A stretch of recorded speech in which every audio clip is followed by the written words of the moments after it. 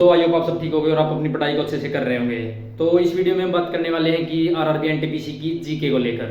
GK में कि आप लास्ट टाइम अपना स्कोर कैसे इंक्रीज कर सकते हैं, और अगर आप आप प्रैक्टिस सेंटर मॉक टेस्ट तो लगाते ही होंगे और यूट्यूब पर प्रैक्टिस सेट भी लगा रहे होंगे कि आज जिससे आपकी प्रिपरेशन और अच्छी हो उसके जीके के लिए। क्योंकि जीके एक ऐसा सब्जेक्ट है कि जिसमें आपको बहुत ज़्यादा प्रैक्टिस करोगे तो भी आपको यही लगेगा कि कुछ प्रैक्टिस ही नहीं किया है। क्योंकि जीके का कुछ पता नहीं होता कि क्या पता कहाँ से किस टॉपिक की वेटेज ज़्यादा हो जाए और किस टॉपिक से ज़्यादा क्वेश्चन पूछ लिए जाए, या फिर वो करंट अफेयर हो या फिर हिस्ट्री हो। तो इसमें हम यही बात करने वाले हैं कि जीके को लेकर। तो आप सबसे पहले एक बार आप मेरा टेलीग्राम चैनल को ज्वाइन कर लीजिए, जिसका लिंक इस वीडियो के डिस्क्रिप्शन में है टेलीग्राम का।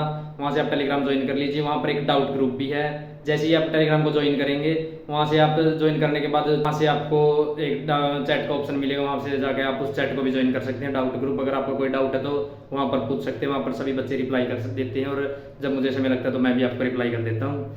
तो चलिए इस वीडियो को शुरू करते हैं।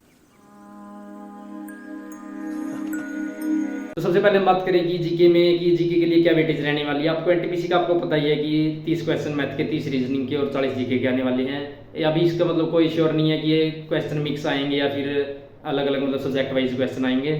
इसके लिए कुछ नहीं कह सकते, क्योंकि और एप्लीकेशन जो कोई मॉक टेस्ट बनाती है वहाँ से वो अपने अलग अलग वो एप्लीकेशन अपना अलग अलग स्टाइल चेंज करती है उसका मॉक का।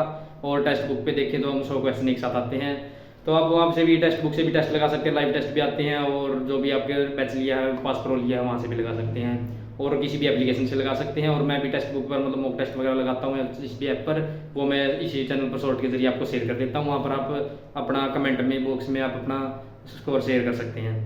तो इस वीडियो में बात करेंगे जीके की क्या स्ट्रेटजी रहने वाली है कि लास्ट लगभग अगर मान के चले तो 30 डेज है, क्योंकि मई के लास्ट वीक में या फिर जून के फर्स्ट वीक से आपके एग्जाम शुरू हो सकते हैं एनटीपीसी के लिए। हम बात करें कि जीके में क्या रहने वाला है। जीके में ज़्यादा वेटेज की बात करें तो सबसे ज़्यादा तो स्टैटिक जीके, करंट अफेयर, यही तो रहने वाले हैं मेन तो। और फिर इसके बाद आता है साइंस, क्योंकि जीके में साइंस आरआरबी एनटीपीसी में साइंस की भी एक वेटेज अपने आप में एक बहुत अच्छी ज़्यादा वेटेज होती है, जिससे आपको काफ़ी सारे क्वेश्चन देखने को मिलते हैं, फिजिक्स, केमिस्ट्री, बायो से अलग अलग से।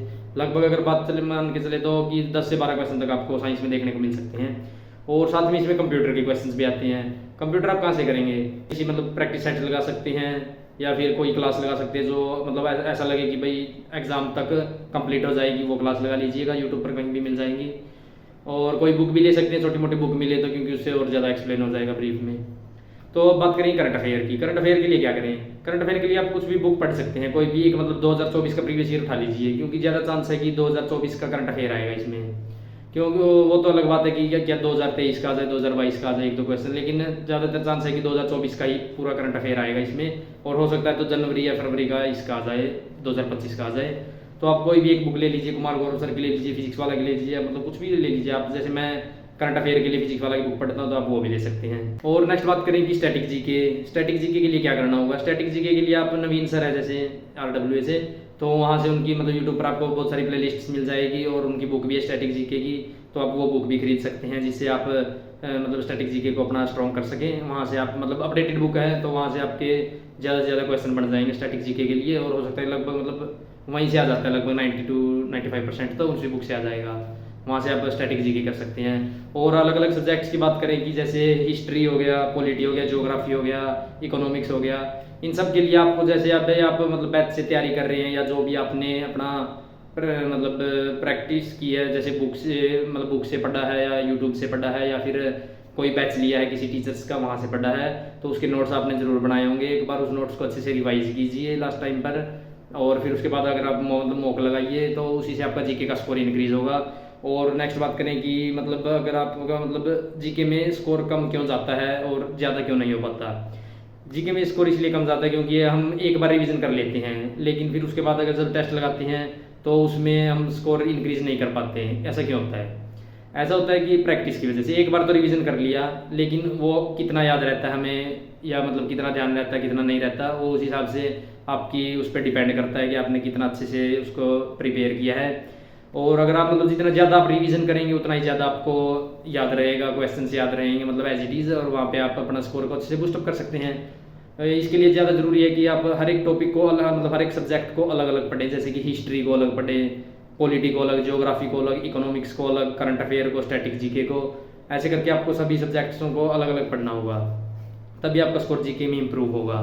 फिर पिछले सालों की बात करें तो इसमें स्टैटिक जीके की तो लगभग आपको यही 10 से 12 क्वेश्चन, साइंस के 10 से 12 क्वेश्चन, और ऐसे ही करके मतलब हिस्ट्री के 3-4 उसके मतलब ऐसे करके आपको 40 तक क्वेश्चन हो जाएंगे। वो डाटा आप कहीं से भी देख सकते हैं, यूट्यूब पर भी वीडियो और गूगल पर भी सर्च करेंगे तो वहाँ पे आपको एक डाटा मिल जाएगा कि इस चीज़ के लिए यहाँ से इतने इतने क्वेश्चन आते हैं जीके में। वहाँ से आप अपनी एक स्ट्रैटेजी तैयार कर सकते हैं कि जिस हिसाब से ज़्यादा क्वेश्चन आते हैं उस हिसाब से आप अपना मतलब तैयारी कर सकते हैं कि किस टॉपिक को आपको ज़्यादा प्रेफरेंस देनी है पहले। लेकिन ये बात ये है कि इस साल क्या हुआ, इस साल जीके में कुछ भी हो सकता है क्योंकि हर एक साल का पैटर्न भी चेंज होता है थोड़ा बहुत, और थोड़ा बहुत सेम सिमिलर भी रहता है, लगभग 50% भी सिमिलर भी रहता है। तो उसके लिए आप प्रीवियस ईयर क्वेश्चन भी पढ़ लीजिए, और जैसे प्रीवियस ईयर की जो भी मतलब वो है, जैसे कितने सब्जेक्ट मतलब कौन से सब्जेक्ट से कितने मार्क्स के मतलब कितने क्वेश्चन आए हैं, तो वो भी आप एक बार देख लीजिएगा और उस हिसाब से भी आप अपनी कोशिश करिएगा कि आप उस हिसाब से ही पढ़ पाएँ, क्योंकि उस हिसाब से आप जितना पढ़ोगे ना तो आपको उतना ही ज़्यादा बेनिफिट अपने मॉक टेस्ट में भी दिखेगा और साथ में अपने ऑफिशियल एग्जाम्स में भी दिखेगा जो आरआरबी एनटीपीसी के होंगे। तो क्या हो सकता है कि जीके में हम कैसे स्ट्रॉन्ग कर सकते हैं, इसके लिए बस ये है कि आप रिवीजन कीजिए, जितना ज़्यादा रिवीजन करेंगे उसके पहले रिवीजन कीजिए, उसके बाद मॉक टेस्ट लगाइए, फिर मॉक टेस्ट में मार्क्स इंक्रीज हो, या फिर अगर मॉक टेस्ट में मार्क्स ना आए मतलब जिस ऐसा लगे कि भाई इस सब्जेक्ट में क्वेश्चन गलत है, एक बार वो क्वेश्चन नोट डाउन कर लीजिए, 1-2 मॉक के लगे कि बार बार इन्हीं से गलत हो रहे हैं तो उन टॉपिक को अच्छे से रिवाइज कीजिए एक बार दोबारा से, फिर उसके बाद फिर मॉक लगाइए। उन टॉपिक से आप श्योर कीजिए कि उनसे आपके क्वेश्चन गलत नहीं होना चाहिए। मैं भी कुछ ऐसा ही कर रहा हूँ कि जैसे मैं जो टॉपिक मेरा जो सा टॉपिक है उसमें कम वीक रह जाता है तो मैं वहाँ से दोबारा से नोट से उनको रिवाइज कर लेता हूँ, तो फिर उससे वो ज़्यादा वो स्ट्रॉन्ग हो जाता है, तो वहाँ पर 1-2 नंबर का मेरा बेनिफिट हो जाता है। आप मेरा स्कोर मॉक टेस्ट का स्कोर आप शॉर्ट्स के जरिए देख ही रहे होंगे। तो आप भी अपनी अगर जीके को स्ट्रॉन्ग करना चाहते हैं तो स्ट्रैटेजी जरूर अपनाएं लास्ट के डेज में कि रिवीजन करके फिर मॉक लगाएं, क्योंकि ऐसे ही अगर आप एक बार सिलेबस कंप्लीट करके मॉक लगाते रहेंगे तो इसका भी कोई फायदा नहीं है, क्योंकि इसमें आपके मार्क्स कम ज़्यादा बनते रहेंगे तो आपको और मतलब थोड़ा अगर कम हो गए तो डिमोटिवेट होते रहेंगे कि आपको लगेगा कि इतने कम मार्क्स आ रहे हैं। और साथ में कि कई बच्चे कमेंट भी थे कि जीके में 40 में से बस 9, 10, 15 इतने मार्क्स बन रहे हैं, तो उसके लिए क्या करें। उसके लिए बेस्ट वे यही है कि आप रिवीजन कीजिए, जितनी ज़्यादा आप रिवीजन करेंगे फिर उसके बाद मॉक लगाएंगे तो उतना ज़्यादा आपका बेनिफिट होगा। अगर सिलेबस कंप्लीट नहीं हुआ है, जिस विभाग के 9, 10, 15, 20 ऐसे नंबर आते हैं तो वो पहले अपना सिलेबस कंप्लीट कर लीजिए एक बार, क्योंकि कुछ ना कुछ तो हमारा सिलेबस में से कई बार छूट जाता है, क्योंकि ज़्यादा लंबा टॉपिक हो सब्जेक्ट है तो उससे हमको लगता है कि ये टॉपिक रहने देते हैं, ये टॉपिक रहने देते हैं, तो वहाँ से छूट जाता है कुछ। तो पहले अपने मतलब सिलेबस को कंप्लीट कीजिए अच्छे से, फिर उसके बाद आप रिवीजन करके एक या 2 बार रिवीजन करिए फुल। अगर जिस भाई का मतलब अभी सिलेबस कंप्लीट हुआ है फिलहाल तो वो क्या कर सकता है कि रिवीजन कर लीजिए पहले उसकी एक बार, फिर उसके बाद आप मॉक पे जाइए। अगर मॉक में फिर भी स्कोर नहीं इंक्रीज हो रहा है तो उसके बाद आप फिर एक बार और रिवीजन कीजिए, फुल रिवीजन कीजिए पूरे सब्जेक्ट की जीके की, फिर उसके बाद मॉक लगाइए। और उसके बाद जो क्वेश्चन गलत होते हैं फिर उन क्वेश्चन की रिवीजन कीजिए, फिर उसके बाद मॉक लगाइए, तो इससे आपका जीके में स्कोर एकदम से इंक्रीज होगा।